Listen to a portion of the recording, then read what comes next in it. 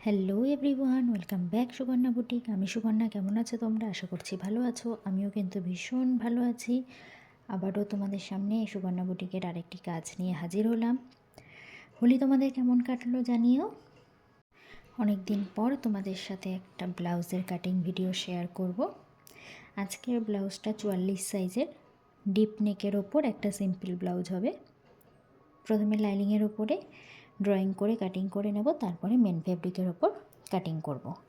প্রথমেই আমি ঝুলের মাপটা নিয়ে নিচ্ছি। ঝুলের মাপ নিলাম 15, যেটা আমার থাকবে 14।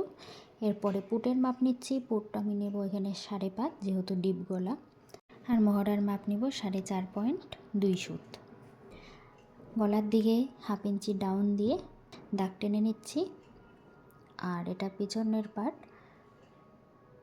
ব্যাক পার্টের গলা আমি রাখছি 11 আর 4 কোনা হবে। এবার নিয়ে নিচ্ছি আমি ছাতির মাপ। ছাতি আছে 44, যেটাকে 1/4 করলে হবে 11 আর 2 ইঞ্চি এক্সট্রা। এবার আমি বগলের শেপটা দিয়ে নিচ্ছি। দেখো এখানে আমি কিন্তু 1/2 ইঞ্চি একটা ডাউন করে দাগ দিয়ে বগলের গোল শেপটা দিচ্ছি, কারণ এই রকম করে একটু ডাউন করে নিলে বগলের সামনের কুচকে থাকে না, এক্সট্রা কাপড় আর থাকে না। আর কোমরের মাপ আমি এখানে আছে 36, 36-এর 1/4 মানে 9, 1 ইঞ্চি টেকিংয়ের জন্য আর 2 ইঞ্চি এক্সট্রা।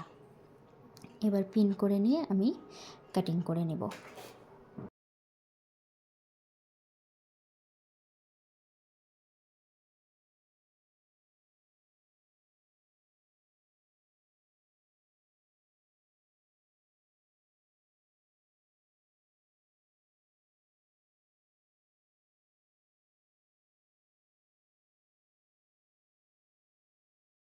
আর ফ্রন্ট পার্টের জন্য আমি প্রথমে কাগজে কেটে নিচ্ছি, তারপরে লাইনিংয়ের উপরে লাগিয়ে নিয়ে আমি কেটে নেব।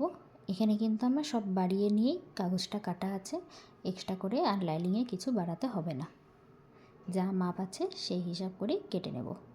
দেখো আমি ড্রয়িং করে নিয়েছি চক দিয়ে, তারপরে কাগজটা সরিয়ে নিয়ে কিন্তু আমি কাটিং করছি।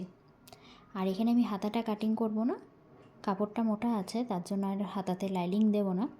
আমার কাটিং কমপ্লিট। এটা ব্যাক পার্ট, এটা ফ্রন্টের এস পার্ট, এটা বেল পার্ট, এটা 2 নম্বর আর এটা 1 নম্বর। নেক্সট ভিডিওতে কাপড় কাটিং করা দেখাবো। ততক্ষণ ভালো থেকো। বাই।